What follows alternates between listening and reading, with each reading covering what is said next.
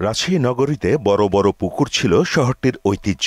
সংস্কারের নামে সেই পুকুরের চারপাশ ভরাট করে বিনোদন পার্ক বানিয়েছে সিটি কর্পোরেশন। বিশাল আয়তনের পুকুরগুলো হারিয়েছে তার অতীতের আকার। ৩ দশক আগে রাজশাহী নগরীতে ২৫০০ পুকুর থাকলেও এখন রয়েছে ৫ শতাধিক। বক্ষব্যাধি হাসপাতালে ২টি পুকুরই শুধু নয়, নগরীর প্রায় ৯টি পুকুর সংস্কার করছে সিটি কর্পোরেশন। সংস্কারের নামে পুকুরগুলো ছোট হওয়ায় ক্ষোভ জানিয়েছেন স্থানীয়রা। এই প্রাচীর বড় বড় আমাদের পুকুর ছিল, ঠিকাদারেরা কাজ করতে লাগলো, তখন পুকুরটা আমাদের ছোট করে দিল। পুকুরটা বড় ছিল, তো সংস্কারের জন্য এটা এখন ছোট করে দেওয়া হলো। আমাদের এই পুকুরগুলো সংস্কার হবে।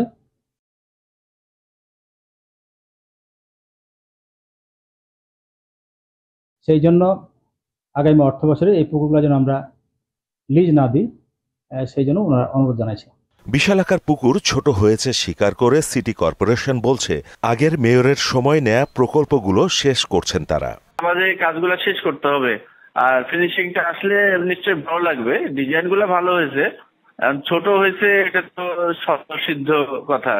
আপনাদের সাথে আমরাও একমত। নগরীর যে পুকুরগুলো টিকে রয়েছে সংস্কারের নামে কোটি কোটি টাকা ব্যয়ে, সেগুলোর আয়তন ছোট করা কতটা জনবান্ধব বা পরিবেশ বান্ধব তা নিয়ে প্রশ্ন তুলছেন পরিবেশবাদী সংগঠনগুলো।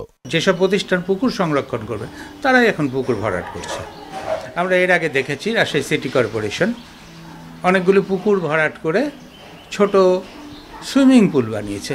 সংশ্লিষ্ট বিষয়ে পরিবেশবিদদের পরামর্শ না নিয়ে অদক্ষ অপদার্থ পরিকল্পনা যারা করছেন, সেই প্রকৌশলীরা এই রাজশাহী নগরীকেই তো অনেকটা ধ্বংস করে ফেলেছেন।